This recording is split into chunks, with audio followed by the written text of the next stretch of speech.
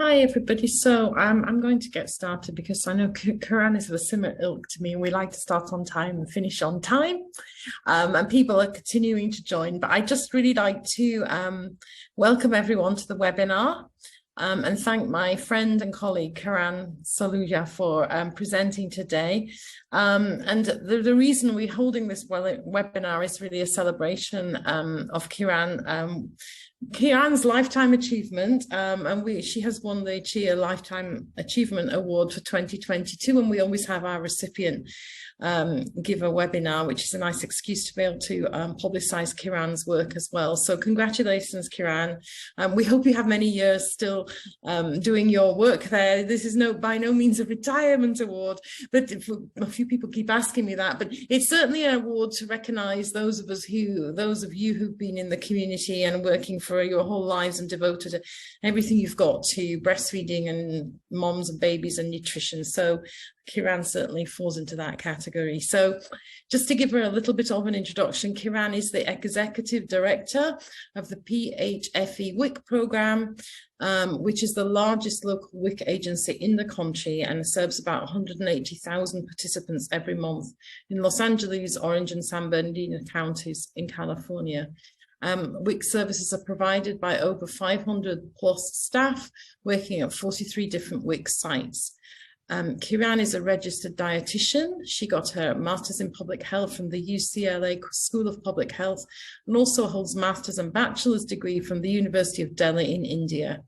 As many of you will know, Kiran is a passionate supporter of breastfeeding and has participated in numerous breastfeeding coalitions, task forces, and special committees at the local, state, and federal levels. She's led the PHFE WIC program through over 30 years of innovation, including developing several health equity initiatives, transitioning the benefits delivery system from paper check to electronic benefits, and ensuring 2/3 of all newborns and over half of all children under age 5 in Los Angeles County receive WIC benefits. Well done, Kira.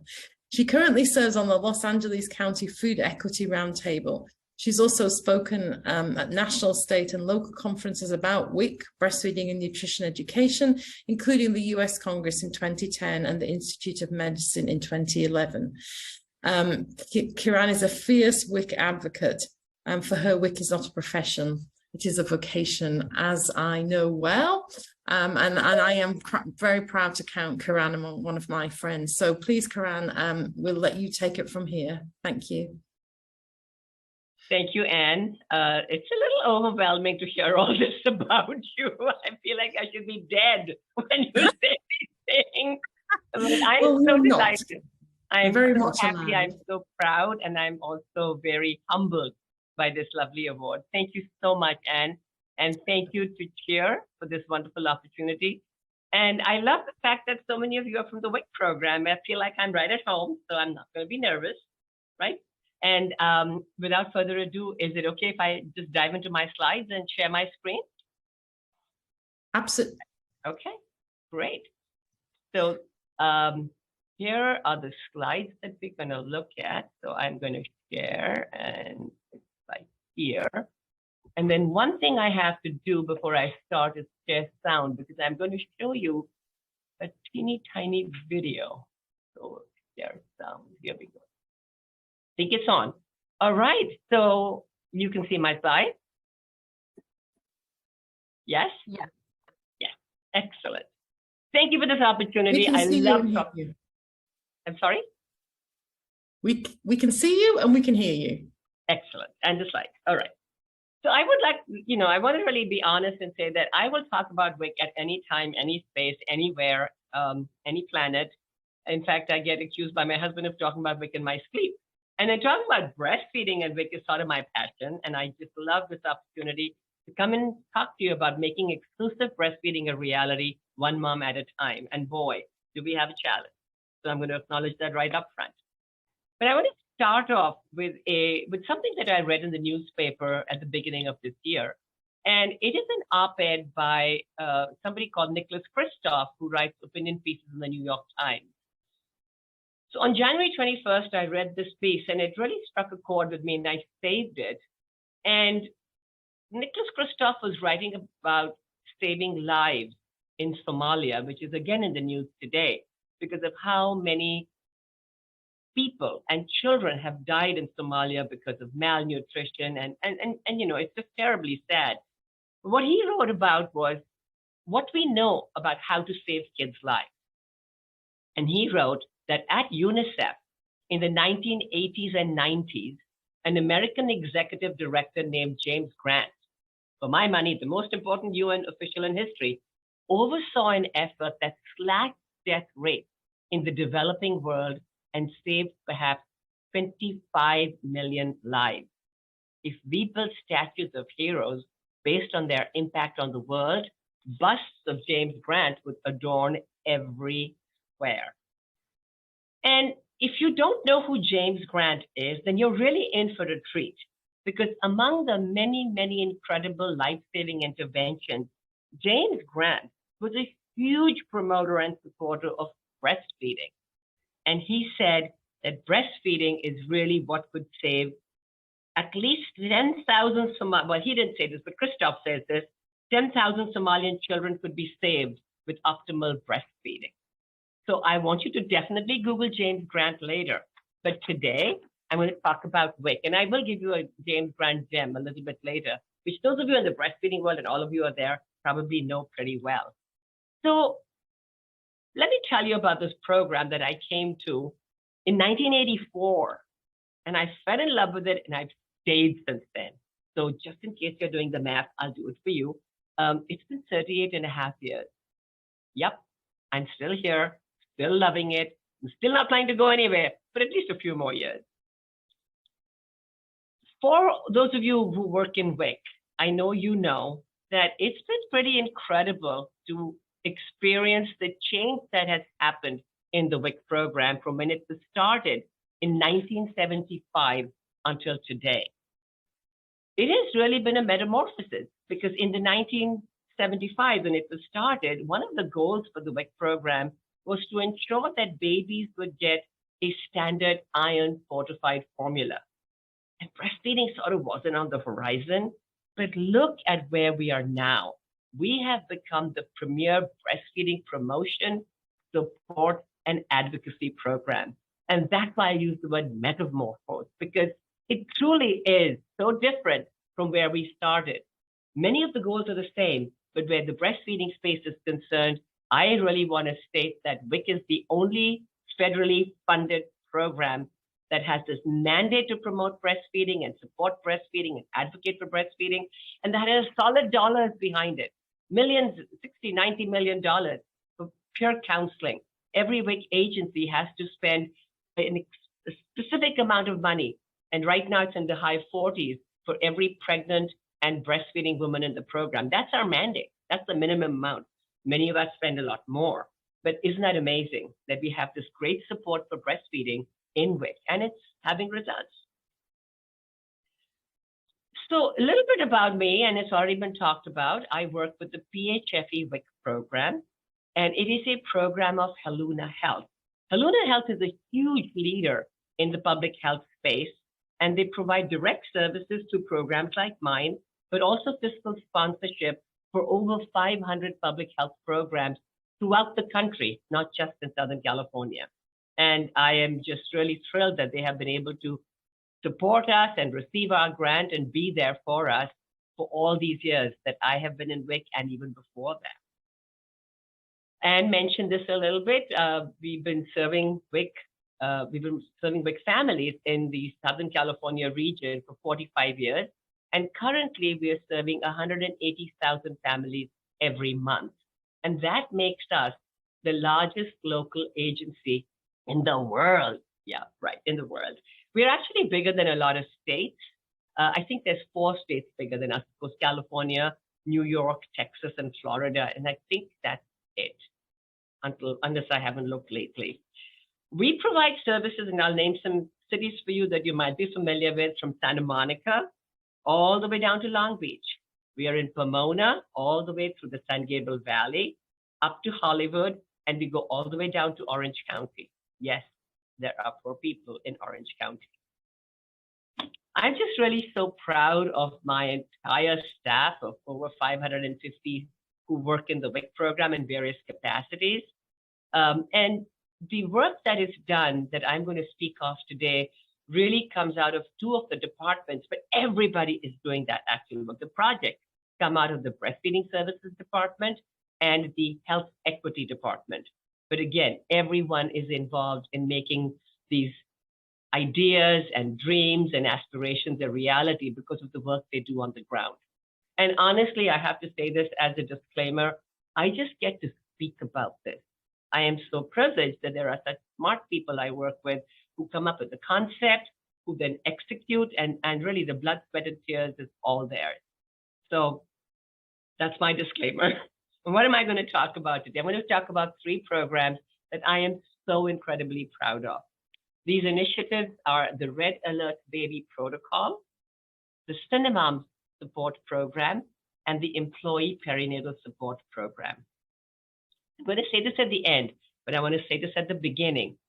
I'm bringing these programs to you not just as something that I'm so proud of, but really because I'm hoping that as you hear this, something clicks and you say, you know, we do some of this, but we want to do more of this, or we're not quite doing this, but we really want to do this. And I want you to reach out to us, and I want to help set up more Red Alert Baby programs in all the different WIC agencies throughout the country. I'd love to see more Cinemoms sprout up everywhere. And as far as the Employee Parental Support Program goes, I am hoping that you're all already there and doing some really great cutting edge work. So let me start with the Red Alert Baby Protocol. Now, we go back many, many years. In 2016 is when the woman who runs our breastfeeding department, Cindy Clapp, brilliant lady, started to conceptualize this idea. We finally rolled it out in 2019, and you'll note that timing was just before the dreaded, awful, horrible thing that we shall not talk about that has happened to us in our lives in 2020. And so things were sort of different between 2020 and 2022. And at the end of 2022, we re-upped this and retrained everybody. So what is this? This intervention identifies WIC newborn babies who have lost too much weight in the first 30 days. And it really stemmed from our efforts to really promote breastfeeding and make exclusive breastfeeding the norm. And we realized that we had a responsibility. It didn't just end at the education and what happened at the hospital. But when the mom comes back to the WIC program, what we have to do is weigh the baby. And I'll tell you why this is so important by sharing a story. So all names are made up. All these pictures have consent forms, so you can use all these images. The slides will be made available. So this mom, Angelica, came to a WIC center. It was in the city of Covina in the East San Gabriel Valley. Baby was 13 days old when she came. She was in a big rush. We called her, let's enroll your baby.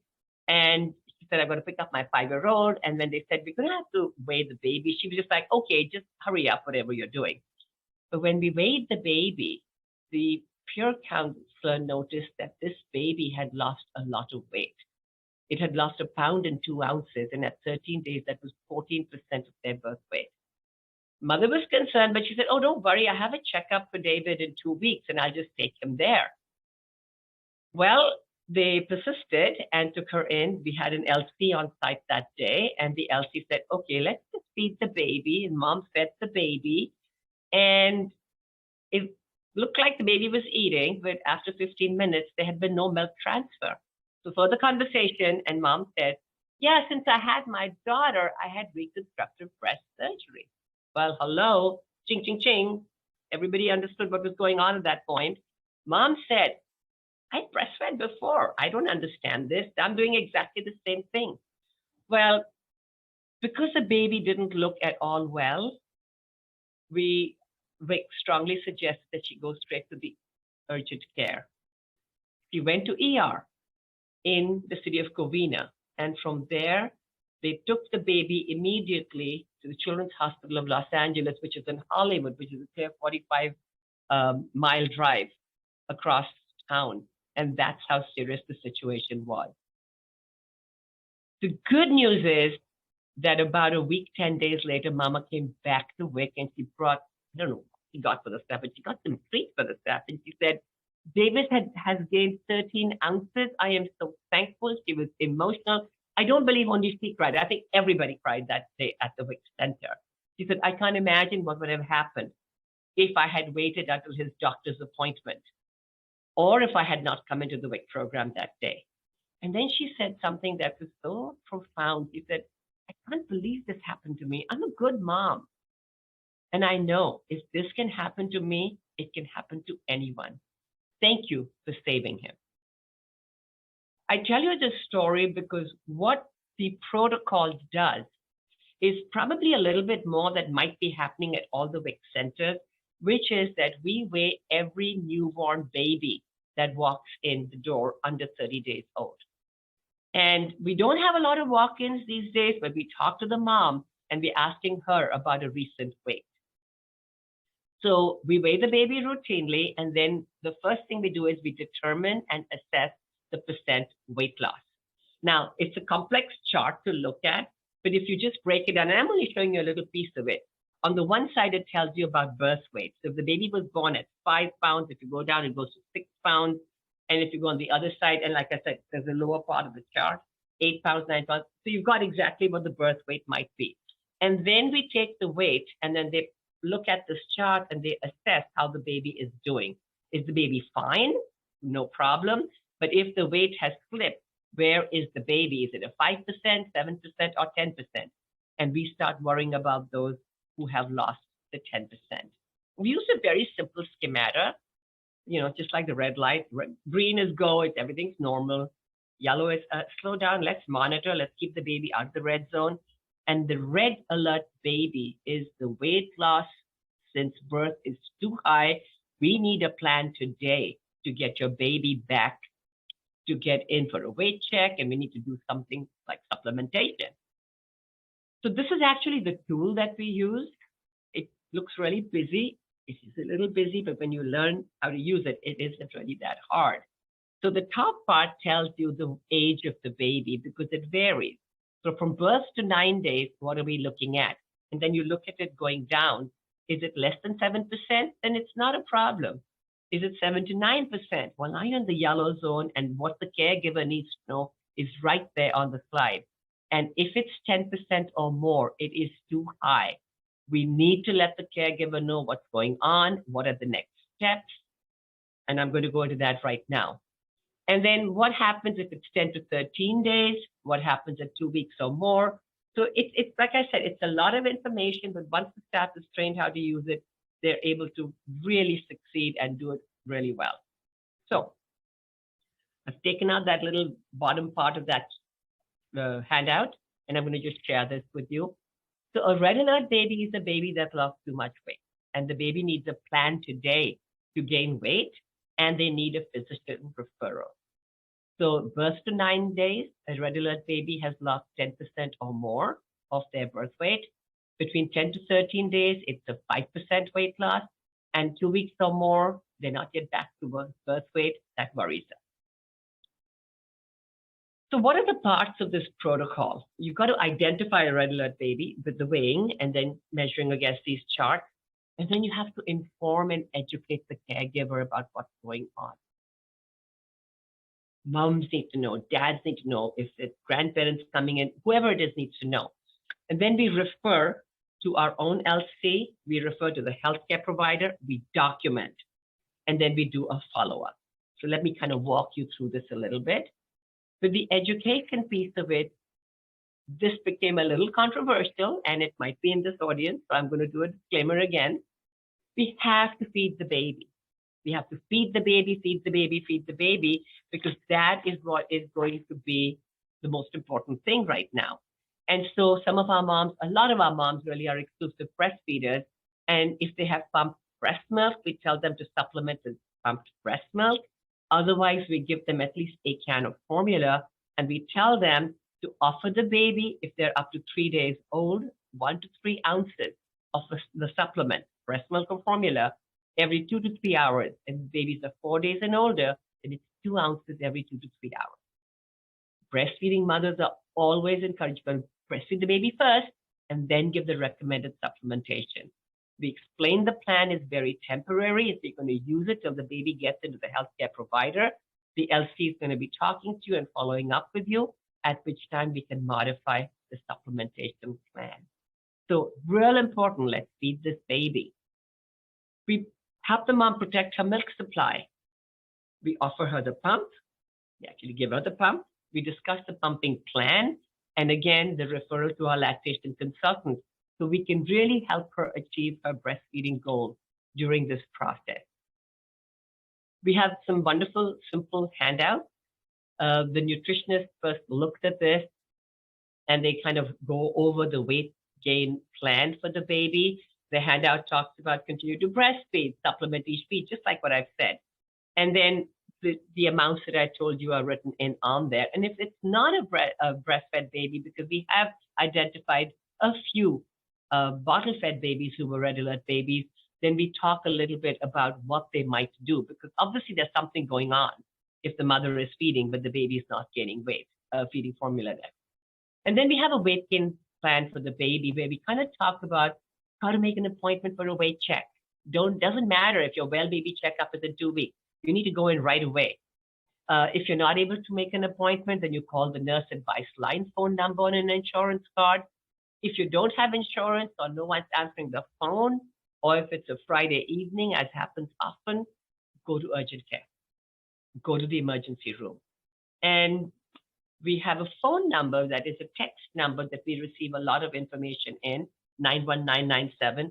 And we tell them whenever you're going, whenever you get a weight, we need you to text back the weight to us. And it's very clear what we want from them. We send them this form. And then we get consent from them to communicate with the baby's doctor. As you all know, in the WIC program, we have to get consent anytime we go sort of outside the system, even if it's back to their doctors. We complete this physician referral. All this is being done at the very same time. We're documenting in the WIC system. The referral is completed with the baby's weight and the point of contact at WIC that the doctor can then call back if they want to. And we try to make a phone call from the WIC program with the, can we talk to the doctor? Can we talk to the healthcare provider? We want to tell you that they came to WIC, we're concerned about WIC, this is our recommendation, and then we fax this physician referral form to the doctor's office. Documentation, as you all know, if you live in the WIC program, documentation is somewhere between W, I, and C. It's after W and I and C, but a document. Put in the comments, and then we schedule a follow-up with the family. The follow-up is done with the healthcare provider, either an MD, a nurse advice line, or urgent care, and we ask them to report the weight back to the WIC program. Now, when we did this training in 2019, we trained everybody. We trained our warehouse staff because they are the ones who go deliver pumps to site. They needed to know that if sometimes the center has run out of pumps, they may need to drive right away, 25 miles down a busy highway because they have to go get a pump to this mom. We, of course, had to train our center staff because they were basically the direct service providers. Our info and referral line getting a lot of calls. People, sometimes the doctor's office got confused and called them. Everybody had to know. Of course, the managers who were, admin type people had to understand what was going on so they could be there to offer support. Our IT staff, because they helped us develop these fillable doctor's forms so we could, we didn't have to write it down. We could even email them by filling them up right online. Of course, the breastfeeding helpline, of course, the lactation consultant, and of course, the peer counselors. So everyone was trained, and red alert babies became a really huge priority for us in 2019. Now, between 2018 and February 2020, when we did the training really for 19, we identified 830 red alert babies in our agency. Now, this was really sort of a manual process in how we did it. But what we learned about the families at that point was that the vast majority were under 10 days old, 0 to 9 days. There were some 10 to 13, and then there were some that were 14 to 25 days old. What we learned from all of this experience at that time was that, sometimes families don't understand the urgency if it's not explained carefully. Sometimes the baby is looking unwell, and, there's dehydration. You can feel it as you, pull their skin. You can see it in their eyes, but the mom or the dad or the caregiver, they're not really noticing it because they're seeing the baby all the time. So you really have to tell them, hey, this is very serious. We also know as a fact that we can't always reach the family for a follow-up. So we want them to know when they leave, they have to have all the information they need, because when we do the follow-up call, they may not be available. And then take action if the baby doesn't look well. We often send babies immediately to the ER. And I hate to share this, but sometimes they've been in for a quick checkup and come back to WIC the same day. But WIC was the one that picked up this weight loss and how urgent it was because of how our schemata was arranged and organized. Now, you might be wondering, okay, so how does it really feel for the people out there who are doing it? So this is a much longer video that I'd love to share with you. It's 9 minutes long, but I've pulled out about 1.5 minutes. Let me share that with you.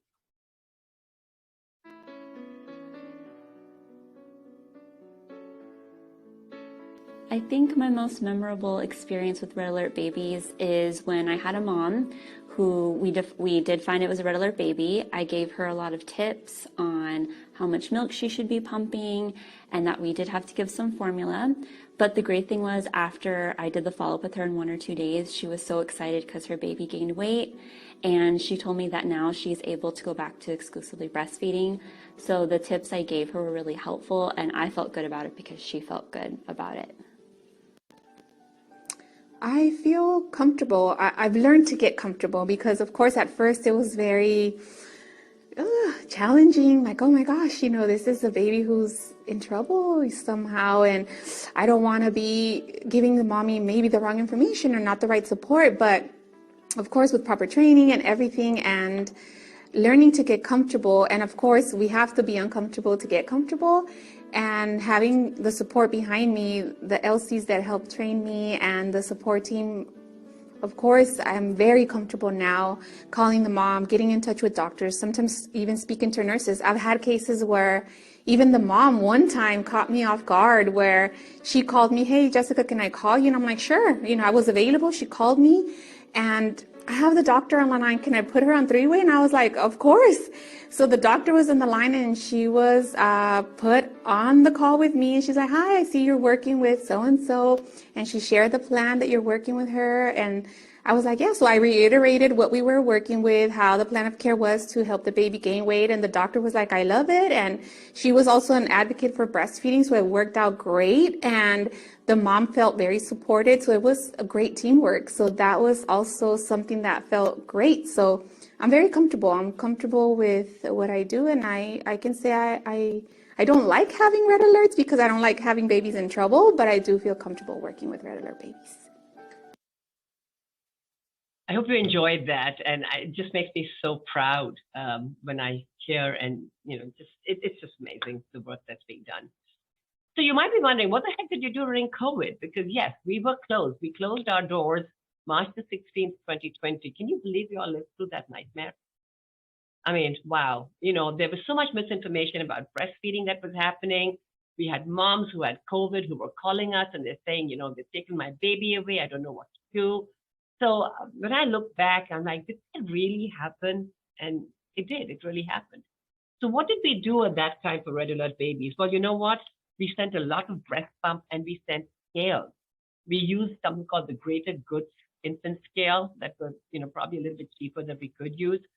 We sent out a total of 128 scales via FedEx between 2021 and 2022. And we mailed 4,508 breast pumps, hospital grade personal pumps, and even some manual pumps to our families during that terrible time. So we did start opening up gradually in late 2021, and then we closed again because of the terrible thing that happened in December 2021. And then we reopened in 2022. And the first people who came back to WIC were our new babies. So we started seeing them back in 2022. And then we realized, you know what, we've been gone for a really long time in terms of it being right on top of staff's minds. So we further dedicated 2023 to the year of breastfeeding, reclaiming breastfeeding, making it a big deal.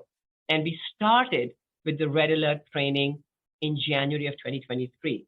And everyone, again, is back to weighing babies. And believe it or not, we've seen 109 babies identified as red alert babies just until March the 20th, which is when I pulled the data.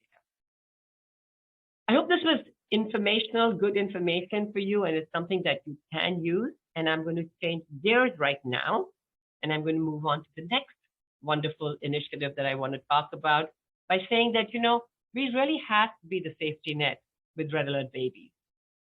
After birth, there is a gap in care. People don't always run back to the pediatrician, and exclusive breastfeeding moms need a lot of support. So if we want to be successful, we've got to be there for our moms. And we can save a lot of lives because we're still losing babies. And we don't want them to get really sick either. And the moms call WIC for help. So let me take you now to Cinemoms. We realized a long time ago that, and I know that this is still something we're struggling with, that the breastfeeding rates in our Black and African American communities are a lot lower than in the other communities. And we have a lot of Hispanics in our program here. We have a fair number of Asian families. We have some white families, not a whole lot. And then we have about 7% of our population is our African American and Black families. But I want to tell you a cute story about how this program started, which optimizes the breastfeeding experiences of Black families in Southern California. So it started with these two very wonderful women, Dr. Tonse Jackson, who went on and got her PhD subsequent to when it started in 2015, and this wonderful staff member, Carla Washington, who then got pregnant, left us, and is not with us anymore. I hope she's very successful where she is. I'm sure she is. So you might know of this artist called Kendrick Lamar. Well, Kendrick Lamar put out an album, and it's called Blacker the Berry. And on the cover of that was this woman who was breastfeeding these two babies. And Tonse and Carla came to me one day and said, is it okay? We've written a letter to Kendrick Lamar. He's in the city of Inglewood. It's our service area. And we were hoping that we could use his voice and really talk about breastfeeding because we've got to do something to shake up what's happening in our community. And I'm like, yeah, sure, let's talk about it. Well, we wrote a letter to Kendrick Lamar. Sad to say he never responded, but the idea of Cinemoms was born. And Tonse and Carla started to look at some of our sites in this certain geography where we were serving the most African-American families, Black families, and we started to do Cine Circles. We didn't have a name for it. The moms named it. And it was all about breastfeeding. And I will tell you that it was a very sacred space.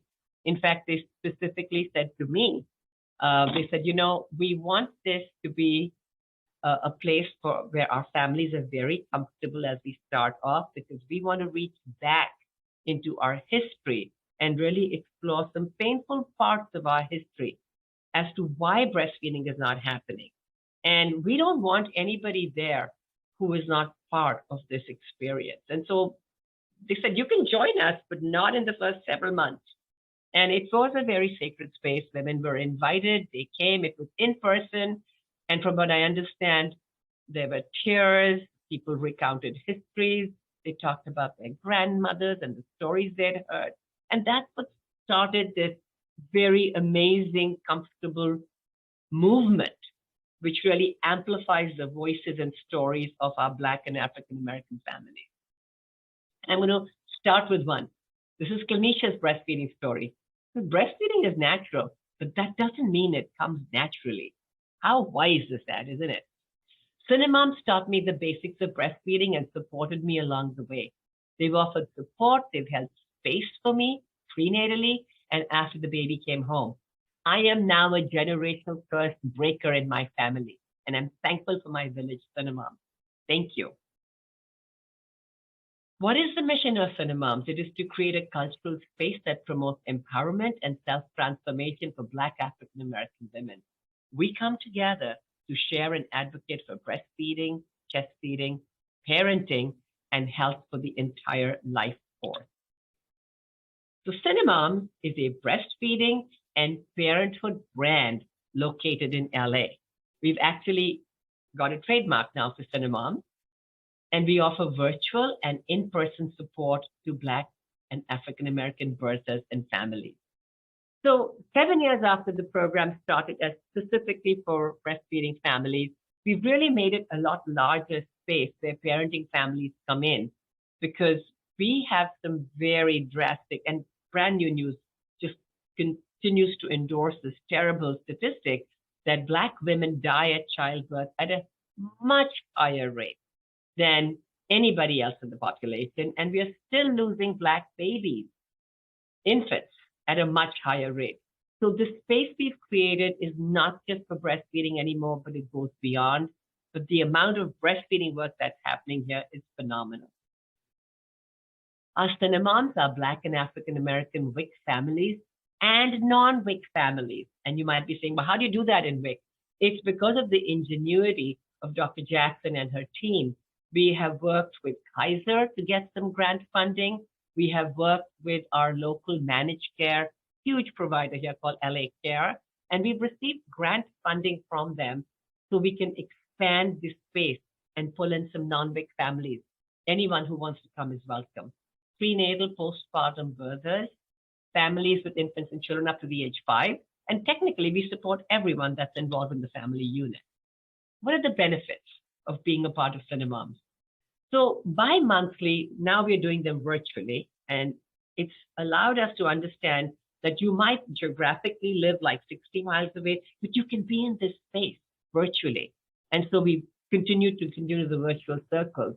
Bi-monthly, breastfeeding and parenthood, there's a village of support with other Black families, exclusive access to Black breastfeeding peer counselors, lactation consultants, and registered dietitians, and the network of community resources. We have a texting platform, and for our Cinemoms, we send very personalized text messages with updates for Cinemom events, and all these connections that get formed to help them on their journey. Here's a quote from another mom. She says, these spaces are important because we already generalized when we go in to have our children. There's not many people in there that look like us. So the concerns that we have, we don't often voice. When we have this group and we have concerns, it gives us the confidence to come because they look like us. Other women may be going through this and they might be afraid to speak up to somebody. But in this group, somebody else is going through it and they hear what they should do. I don't need to tell you about the implicit bias that is out there in all settings. Medical care settings are not excluded from this, and that's why these spaces are so important. We do a lot of, tech surveys and so on, and this was one after when we talked about breastfeeding specifically and wearing your baby, the peer counselor program. Did you know we offer this in the WIC program? And look at the orange and the blue and the yellow lines and how much knowledge went up about the benefits of wearing my baby, how they got to know about the peer counselor program. So attending a Cinemom support circle is really vital to them understanding everything that's available in the WIC space. Cinemoms works very closely with our breastfeeding peer counselor program. We have been very lucky to be funded. We have about 30 peer counselors, so most of our sites are peer counselors. And we have specifically got wonderful Black breastfeeding peer counselors who work very closely with Cinemoms. Here are some of my breastfeeding staff that has worked in the Cinemom space. Rhonda and Tia are breastfeeding peer counselors. They did a session, and I pulled this out from last year's promotional pieces that we sent via text, talking about birthing basics. Roni is an IBCLC. She is a manager with our program. She did a session on Let It Flow, Breastfeeding Edition. And Wanda is also a lactation consultant with our program who presented on breastfeeding beyond 6 months in the month of April last year. So we pull in on our own experts and we also pull in on outside experts. Every session, it's usually about an hour. There's a lot of levity. We do breakout groups. There's a dance piece that happens. We play music. It's light and yet meaningfully full of information. My experience being a Cinemom has been excellent. I remember my first time joining the group discussion was about after you've had your baby, the post-depression. There were so many resources and all the Cinemoms being transparent, you didn't feel alone. I just personally want to thank you guys for that, because that was a really dark time for me. It's just been an awesome experience. And I just pray and ask God no pun intended to anyone's religion, keep Cinemoms going. This is something we need in our community, with our cultures being mixed and everyone getting along, breaking down those barriers that no one wants to talk about or even bring up. It's been a beautiful experience. And I'm just so happy to be a Cinemom. Rhonda, who I talked about earlier, is just one of the most favorite Cinemom peer counselors, breastfeeding peer counselors. She's called Princess. That's her name given. She always tells me, Kiran, I'm not Rhonda, I'm Princess. And I'm, yes, Princess. And she actually won an award from the California Breastfeeding Coalition this year. And this is what one mom said. Well, I have Rhonda as my person. That helps me with the WIC program. And she's amazing. She's a wonderful lady, and she being on point. She's straightforward. She makes sure that I use my WIC card because it's also about using your benefit. And here's Adrian's breastfeeding story. Cinemoms has allowed me to have a space of comfortability. Outside of learning so many tips for breastfeeding, I feel I have a community, and that has been priceless. My breastfeeding journey has been heavily dependent on my mental health being in a good place. And with Cinemoms, I always leave feeling grounded and confident. I appreciate the group so much because I know I have support whenever I need it. And I know the support is coming from like-minded women who are judgment-free. Thank you. Thank you. And Erica is another one of our peer counselors. She was a WIC participant who came in, became a WIC nutrition assistant, and then went on to become a peer counselor. Erica was my person. She's pretty much good. Any question I had, she was there to answer it. In 2022, we did 17 Cinemom support circles. We had 273 moms who joined the support circle. We had 207 survey responses. And to make it fun, we also do gift cards. And you might be wondering, how do we do that? Remember I said the grant money? Because we can't use WIC money for this. So we are very creative in how we make this happen. And lastly, Ulani's breastfeeding story. Cinemoms has had a positive impact on my breastfeeding journey by starting me on the journey, normalizing what was done before formula, connecting with other Black women who also want the best growth and development for their children, also supplying moms with necessary information and resources to keep up with their milk supply, and bonding. That just makes me smile looking at this beautiful face of Ulani and her baby. So stay connected. You can follow Cinemoms on Instagram and Facebook and Twitter. You can sign up for a Cine blog as you think about how you can start your own Cinemom. We have a website that you can visit, and we'd love to partner with you. We've actually had sessions with Georgia and Louisiana, and I know some of you are from Louisiana, so I'm not sure if you were there. And refer a family to WIC from your state. You can go to signupwic.com, type in your zip code, and find your nearest WIC program. And let me move quickly. I talk too much, don't I? Sorry. This is something that I want to tell you all about that I just am so proud of. A 27-year-old program that we started when we realized we keep asking our staff to support families. We've got to be there to support them. Our families are being asked to breastfeed. Our staff wasn't doing it. So we started this program in 1996. This is not as long as the others, so I'll go fast. And the goal was to increase positive pregnancy outcomes amongst our employees and support their breastfeeding goals. So the program gives a full support for our WIC employees during their pregnancy, when they're on leave, and as they come back to work, and then continuous throughout the time they're breastfeeding. So the program, this is sort of our handout, and I'll go over all the details of it. And again, as I said, the goal is to increase positive pregnancy outcomes among our employees and support their breastfeeding goals. We welcome all PHFE WIC and Heluna Health employees. And I told you they have 500 projects. So anyone can be joining us virtually. And we've helped many women having babies in other programs under Heluna Health umbrella. So what exactly do we do? So during pregnancy, when a staff person gets pregnant, they get identified through our, leave. We've got pregnancy disability leave and so on. We invite them to join our monthly prenatal support groups. These are hosted by registered dietitians and IBCLCs. And the topics include emotions during pregnancy, exercising, stages of labor, preparing for your baby's arrival, hospital pack list, how much weight should you gain? And we get guest speakers from our leave of absence team at Heluna Health, because that's a real important thing. When can I take off? How many weeks do I have off? What is baby bonding? There are so many questions. And then there's a nutritionist that can be chosen by the pregnant employees, either their own nutritionist or someone else who they know. And they're the ones who do their follow-up in terms of weight gain, answering other personal questions they might not want to ask in a group.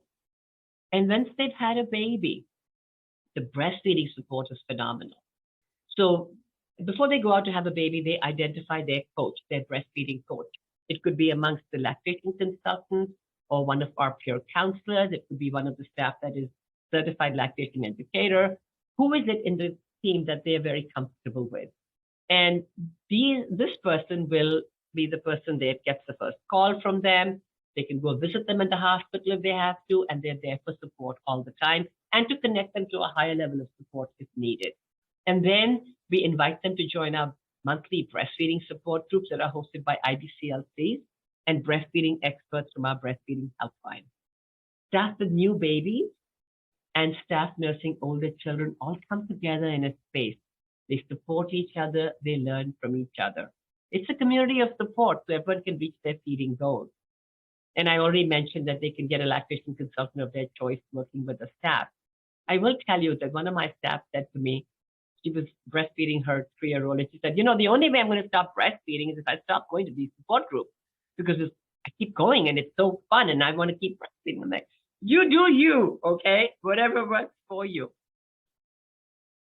The returning to work is a real big issue. Now that we are doing a hybrid model, we still have staff come on site certain days, and they have to know that they're going to get supported while they're on site. So the breastfeeding department will meet with the employee and their supervisor, and they create a pumping and breastfeeding schedule to support the employee and their breastfeeding goals. 2022 update, the ones who are teleworking can take the same type of breaks that they were with pumping to breastfeed their babies, and that replaces the pumping session because they're at home. And we offer electric pumps to our employees on their breastfeeding journey. So how are they doing? And then, of course, I've only got data for the last couple of years, and not all babies have turned the right age. Just to give you an idea, not everyone breastfeeds because it's about choice, and it's about making the decision with all the choices in front of you. So in 2020, we had 11 babies. All of them started out breastfeeding. And at 3 months, we had 7 exclusively breastfeeding. And at 6 months, we had 6 breastfeeding. That was about 54.5%. And for reference, we have the Healthy People 2030 goal right up there. So consistently above that. In 2021, we had 13 babies. 10 of them were exclusively breastfeeding at 3 months, and 9 were exclusively breastfeeding at 6 months. And in 2022, we had 20 babies, and some of them have not yet reached the 6-month mark, as you can see. And let's see how that goes. What about at 1 year? In 2020, 6 of our babies were still exclusively breastfeeding at 1 year. 9 in 2021 out of 13. And again, 2022, the babies haven't turned 1, so I can't give you that data. But as you can see, we're sort of either at Healthy People 2020 or better than that. And I'm just so proud of the fact that we are able to do this and support our families. As of February 2023, which is last month when I said, hey, I need this data, we have 12 toddlers between 12 and 23 months and 8 older children, 24 months and more, that are still breastfeeding at PHFE WIC. So what does the staff say about this? This is Maria Marquez, who actually works in the breastfeeding helpline. I'm so grateful to be part of the Employee Parental Support Program. Having a support system that helps you during your pregnancy, during your breastfeeding journey, it encourages you to keep going. It makes you feel not lost during this beautiful part of life. And another one, Angela Abbott is actually one of our area managers, a manager with the program in admin. And her daughter is named Malia. And she says, a huge part of my success has been because of the support I received, not only from my family and friends, but because of the in-person and virtual support of the breastfeeding department, assisting me in finding a better position, checking the latch. it really helped enhance my confidence in the earlier weeks after birth. Now, almost 10 months later and exclusively breastfeeding, I feel so proud and assured that I will reach my breastfeeding goal. Being a part of the support groups allowed me to find others who related to my experiences with breastfeeding, get valuable advice and support when I needed it the most. Hearing from moms who've been through it, are going through it, and even those that haven't experienced it yet, really gives me reassurance as a new parent. Thank you, breastfeeding team, for the support, expert advice, and kindness. It made all the difference. I want to tell you that this testimonial was written about 6 months ago.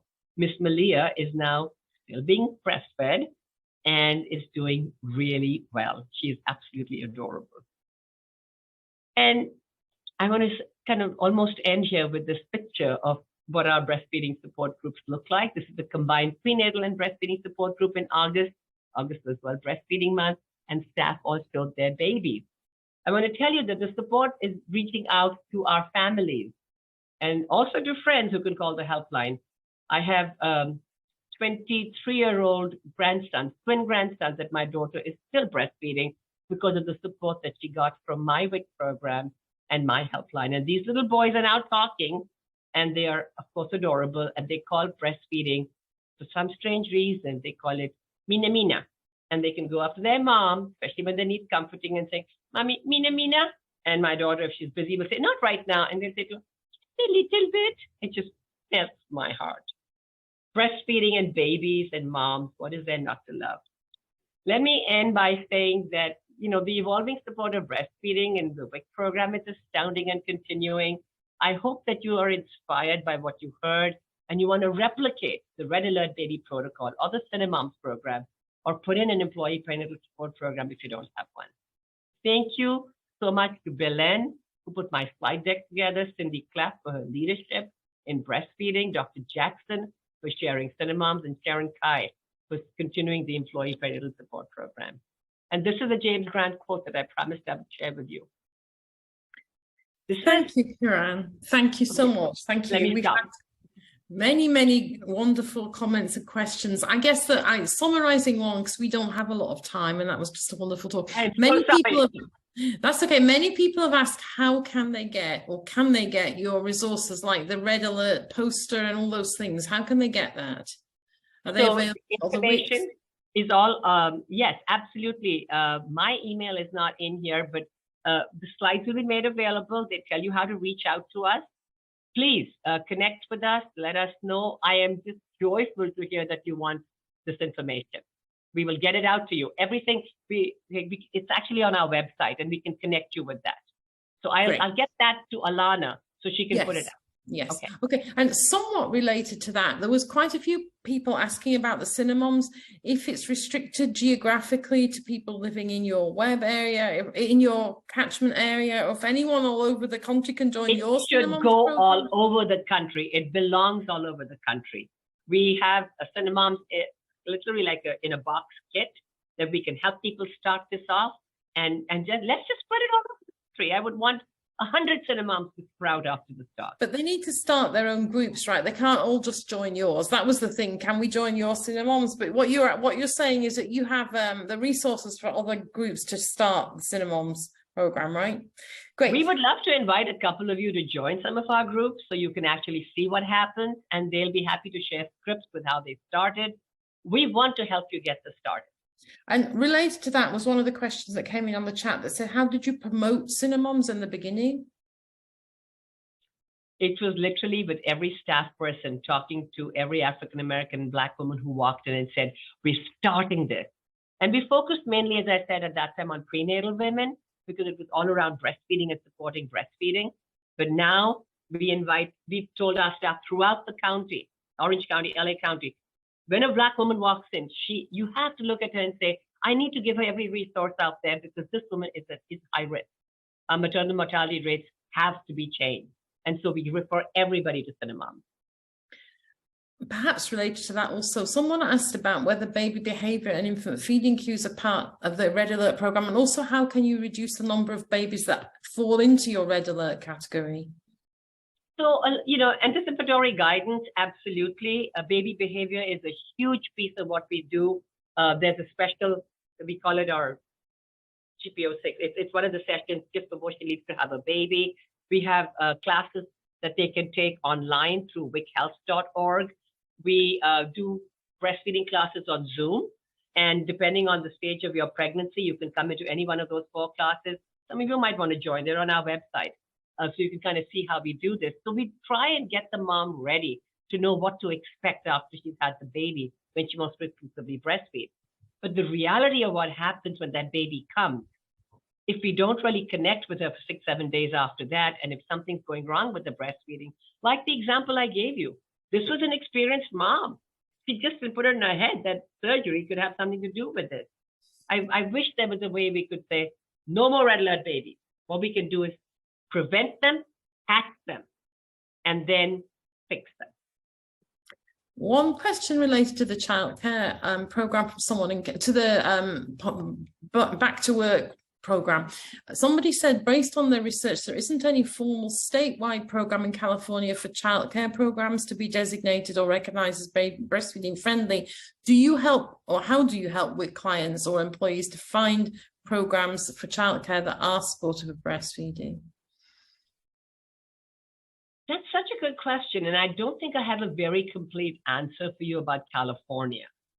I will say to you that because of our hybrid working model, and because California has some fabulous leaves, a lot of our moms, when they've had a baby, don't come back to work for at least 6 months because of all, we have the California Family Reconciliation Act, we have baby bonding time, and after that, we, as I said, have a hybrid model. So you're only required to be on site X number of days in a month. Minimum is 5. You could be on site 8 days. People have never really said to us, our staff, that I can't find childcare that's not compatible with breastfeeding. So I don't know if we live in a little bubble in the world that is really great, or because our staff has enough local support, family support. So I'm so sorry, but I can't really answer that question fully. We do work with employers outside about lactation accommodation because we have some amazing laws about lactation accommodation now. And so we help our WIC moms to make sure that their work sites are ready to be respectful of lactation accommodation and allowing them to pump in a really nice space and so on, and giving them break time. But okay, so last couple of things. One is that people hope you're going to publish your data, because a lot of the data out there on employee support programs is dated and old-fashioned.